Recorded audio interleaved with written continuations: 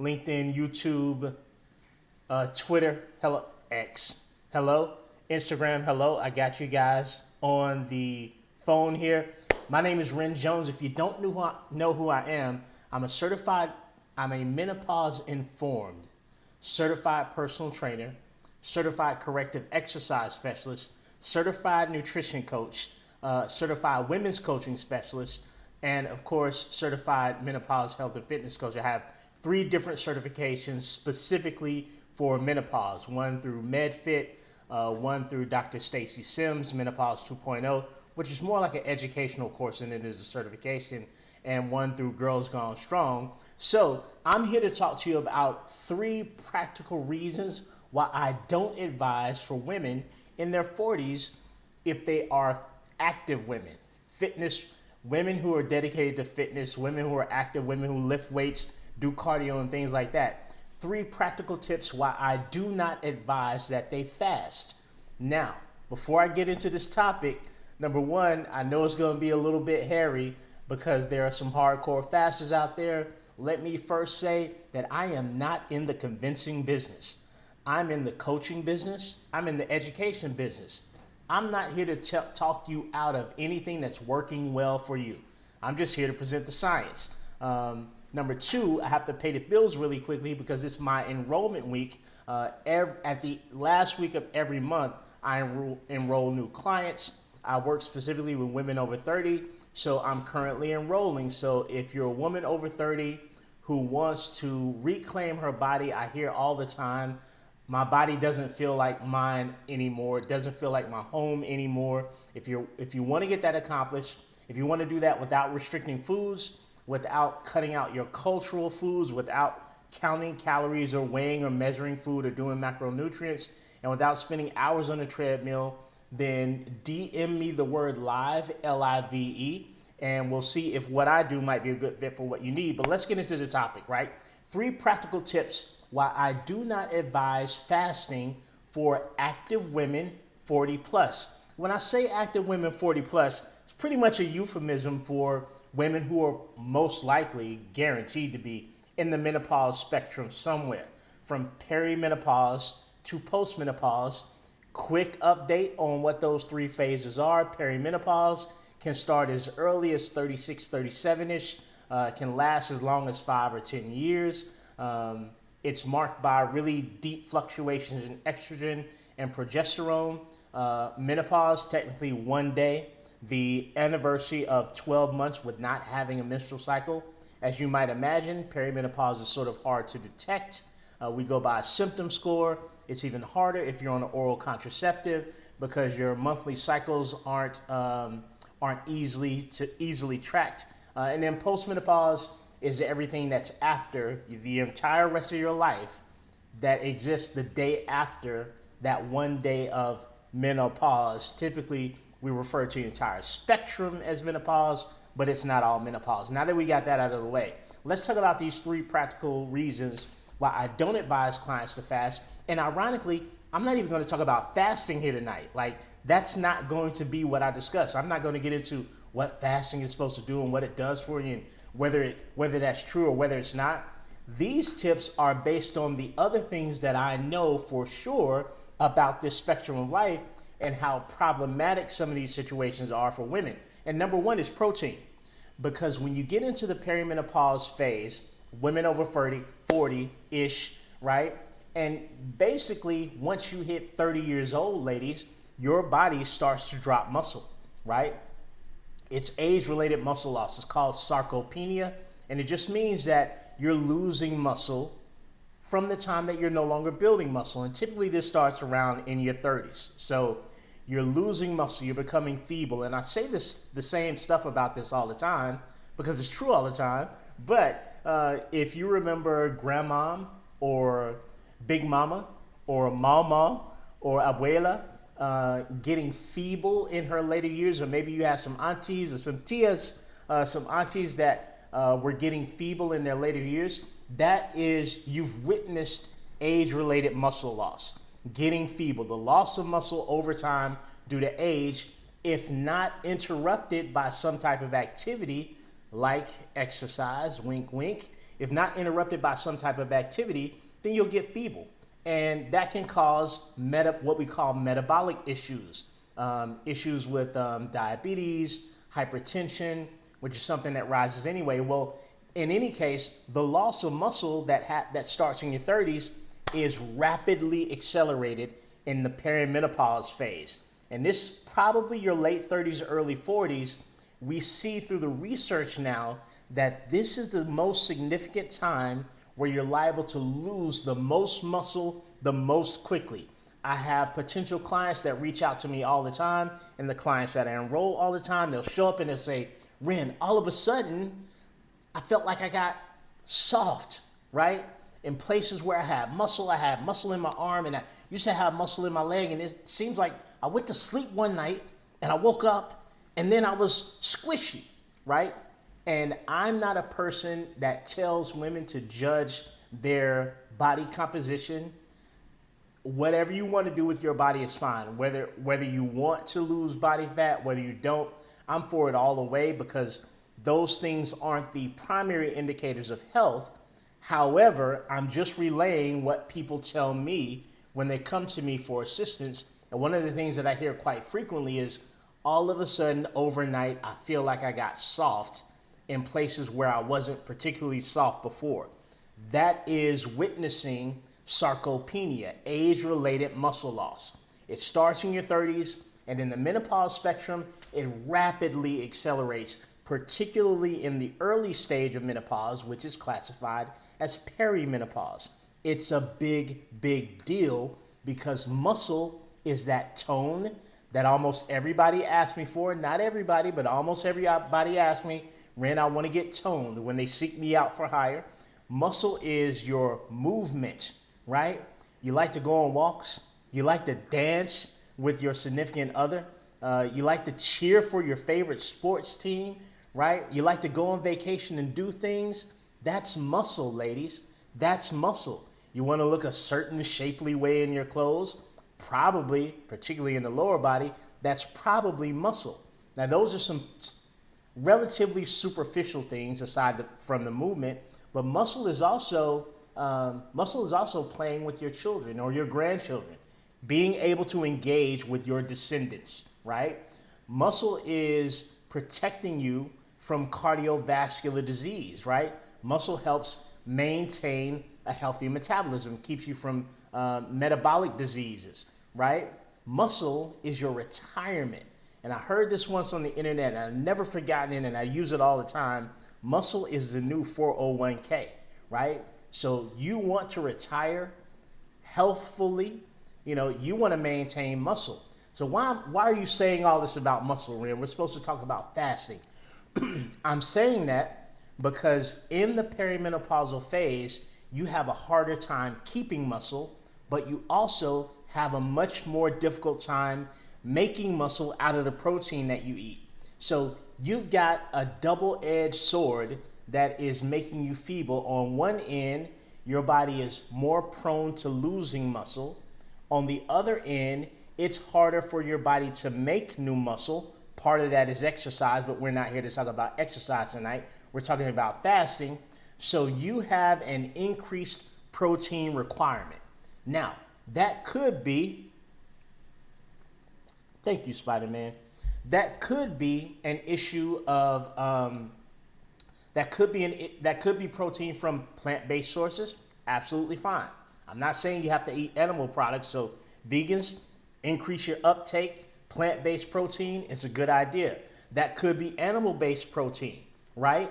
But you need a significant boost in protein to maintain the muscle that you have, to not turn into a feeble woman who can't sit down on the toilet the way that my mother could not sit down and stand up from the toilet after she had a stroke.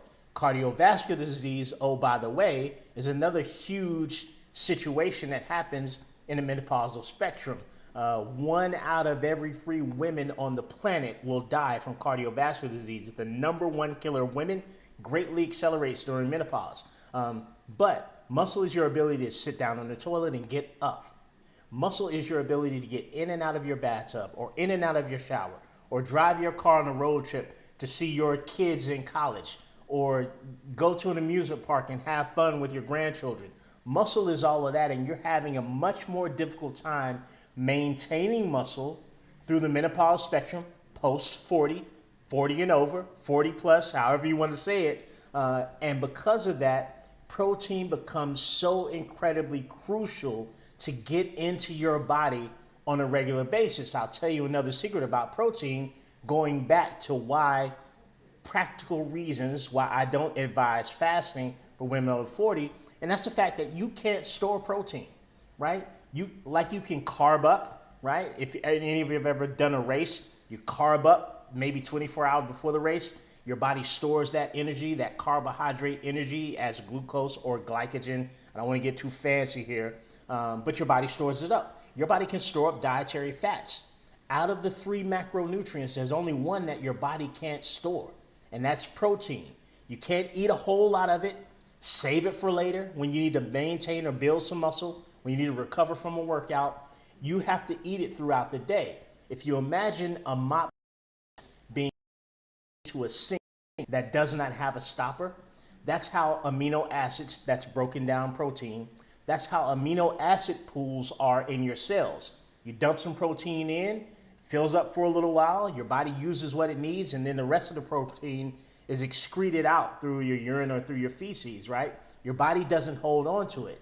Now, if you're fasting and you have a huge window of your day where you can't eat anything, and you have a shorter window of your day when you can eat, and you know that you can't eat all the protein that you need at one time and it's staying in your body, well, you've got a practical problem now, because your muscle's wasting away, you're getting feeble, you need more protein than you've ever needed before in your life, and now you've closed the window when you can eat. You need to be eating protein from the time you get up, something, throughout the entirety of the day to the time that you're eating for the day ends, right? So one practical reason why I do not advise fasting for women over 40 is because they're losing muscle rapidly. They have a harder time maintaining muscle. Their bodies have a more difficult time absorbing protein. And now you've made it harder to get all of the protein you need through the course of the day because you've closed the eating window to something that's too short. That's reason one why I do not advise fasting for women over 40. It's not practical in terms of the amount of protein that you need to get throughout the day to look and feel awesome and amazing, to get the results from your nutrition and your exercise, right? You are challenging your body and putting it under undue stress when you close that window to something that's so tight. If you're an active woman who wants to work out and who wants to maintain their tone, fasting challenges all of that. Second reason why I do not advise fasting for women over 40, something called low energy availability. If you're not familiar with low energy availability, you can look it up. You can cross-reference low energy availability with Dr. Stacy Sims on Google. You can cross-reference low energy availability with perimenopause or menopause on Google. You can cross-reference it with Celine Yeager on Google, or Dr. Jen Gunter, Jengunter, all legends in the game. There's lots of women that I've forgotten in that little ramble. But low energy availability fundamentally means that you are not taking in enough fuel for what you're asking your body to do in the course of the day. And men can really get away with this much more easily because there are sex differences at birth. We don't have the same type of endocrine system, men and women. But when you go in between XX chromosomes and XY chromosomes, there are fundamental differences by sex at birth. And one of them is how little energy intake women can get away with. Now we look at men being able to go down to about 16 calories per kilogram of lean body mass. It doesn't matter that you don't know what your lean body mass is or how to convert this, because the example will make sense as soon as I give the other example.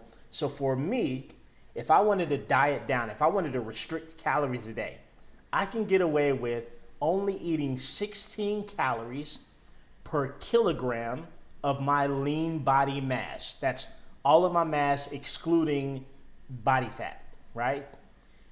And I'd be fine. When I get under 16, I start to do damage to my body, generally speaking.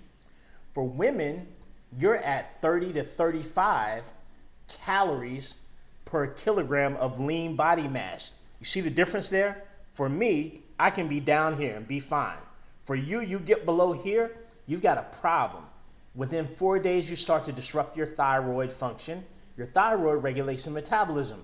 So as your thyroid starts to crash, guess what happens with your metabolism? You start to downregulate it. So there are plenty of women that are in the menopause spectrum that are suffering from low energy availability due to the fact that we all came through the 80s together, right? Diet down, calories in, calories out. That's right. That's all that matters, right?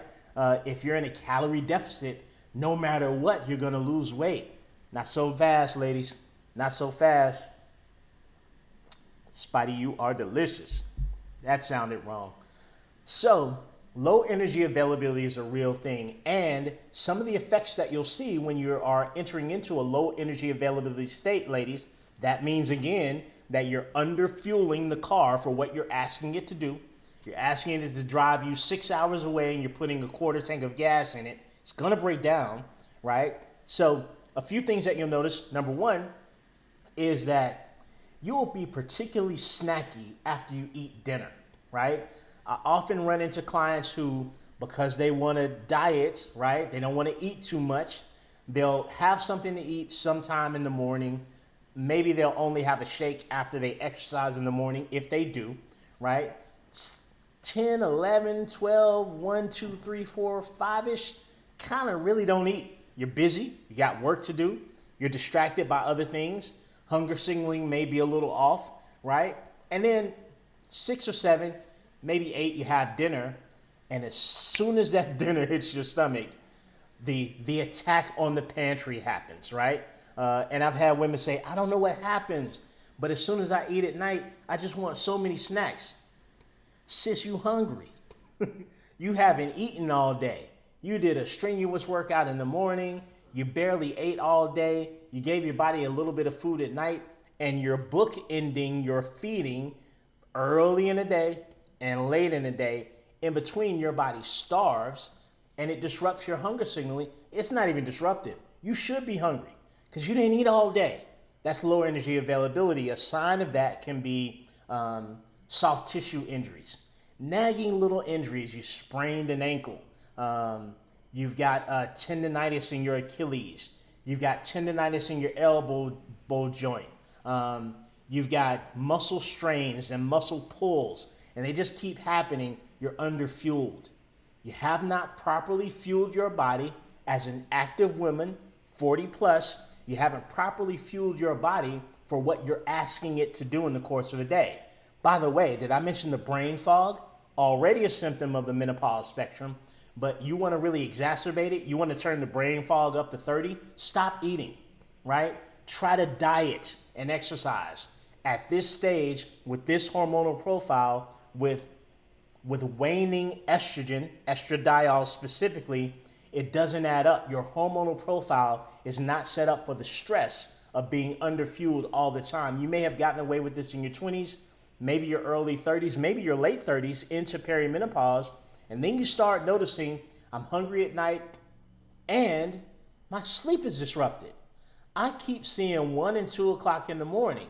Another symptom of low energy availability is that you wake suddenly, shot of cortisol, 2, 3 o'clock in the morning, you just can't get back to sleep. When you're underfed, you're probably going to be underfed, underslept, and your body may hunger itself awake, right? That melatonin drops, the good sleep hormone, that cortisol starts to rise, a hormone that we unfairly associate with stress only. But the cortisol starts to rise and then you pop up and you might wake up hungry.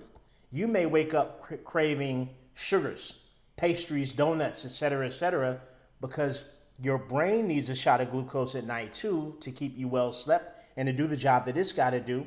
And you've been underfed all day. So Now, let's practically apply this to fasting. You're already not eating enough during the course of the day. Your goal is by eating even less and in a shorter period of time that it ignites some magical properties that it won't, right? And that all that magic will, it's like rubbing Aladdin's lap. Fasting is singing to y'all. So you ain't never had a friend like me. And that's not going to happen. You're going to be underfueled and underfed, and you're exacerbating your underfueling by, again, making it harder to eat throughout the day by closing the window of when you can eat. That's practical reason number 2 that I do not advise fasting for women over 40. Practical reason number 3, and then we're out of here, and I spend some quality time with Spider-Man. That tea is delicious. Not much of a coffee drinker, but I like a good tea. Practical reason number 3 is you already fast when you go to bed. I don't understand this fascination with not eating when the sun is out. It's more magical when the sun is. Hey, if you're 12 hours away from the sun at all times, it's 8:26 here p.m. So it's pretty much 8:26 a.m. in London. Hey, London, if you're watching and listening. Hey, Europe. You can fast all day, all morning and afternoon, European time, by going to sleep, right? You're fasting in.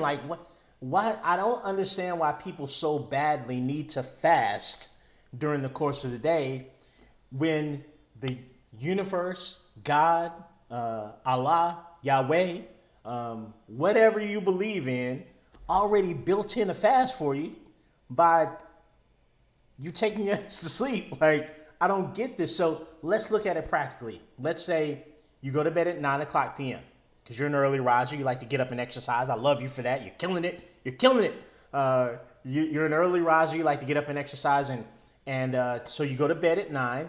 I typically will advise my clients 40 and over who I believe are in the perimenopausal to menopause to postmenopause spectrum. I will typically advise, maybe we shut down feeding 2.5 hours, 2 hours before you go to bed. Not because I think there's a fear of weight gain, but because I feel like there's a fear of disrupting your sleep, right? You've got a parasympathetic nervous system, your rest and digest nervous system. And sometimes if you're digesting, you may not be resting as well. So you've got your body dropping your heart rate or increasing it based on eating close to the time you go to bed. So it's not a sin to do it, but I typically advise my clients, if possible, let's finish all of our feedings because my clients have been eating all day, right? Remember that. My clients have not starved themselves through the midday. They've been eating all day regularly and fueling because we're not going to put them into that low energy availability state. So you've been eating all day. You've had enough to eat by the time dinner gets here. You've had appropriate amounts of protein for what your body's doing hormonally at this stage in your life. So you go to bed at 9, you have your last feeding at 7, right? Let's do the finger math because I don't want to do math in public. So we got 7 to 8. 8 to 9, these are sleeping hours. These are non-eating hours. You may not go to bed till 9, but 7 to 8, you're not eating. 8 to 9, you're not eating. 9 to 10, 10 to 11, 11 to 12, 12 to 1, 1 to 2, 2 to 3, 3 to 4, 4 to 5. If you're an early riser who gets up at 5, you've got 10 fasting hours. But let's say you get up at 6, you got 11. If you have the luxury of getting up at 7, you've got 12 hours of fasting. Why you need to fast in the day, sis? Why do you need to not eat when you're supposed to be doing things and fueling for them, when you can just not eat when your body wants to not eat and rest and recover and dream about the day, right? Don't interrupt the dream, right? So my third practical reason that has nothing to do with the science of fasting, why I do not suggest fasting for my active, keyword active, if you just sit on the couch all the day, fast away. Do whatever you got to do. And if it works for you, keep doing it. Again, I am no longer in the convincing business. I rode that train the first 2 years of my career as a wellness professional. I'm in the science business. You convince yourself. I'm just here to inform you so that your decision is informed. My third reason why I don't think it's practical for active women over 40 to fast is because you already fast when you go to sleep, and you probably need to go to sleep earlier anyway. And it's highly likely that if you're fed throughout the entire day, you don't find yourself wanting to snack at 10 or 11 or 12 at night because you're not hungry, because you didn't starve yourself all day. You didn't restrict yourself. That's like a 30-second shot for Marvel. Marvel, I want my money. That was like a 3x3 for a movie placement. But you're not hungry because you ate all day, because you're not scared of food. Because I certainly have not put food fear into you. I want you to eat all day. I want you to eat when you're hungry. I want you to stop when you're full. I want you to know you can have anything to eat that you want. You have full permission. It's none of my business. I want you to be informed about your nutrition, and I want you to feel as if I am powering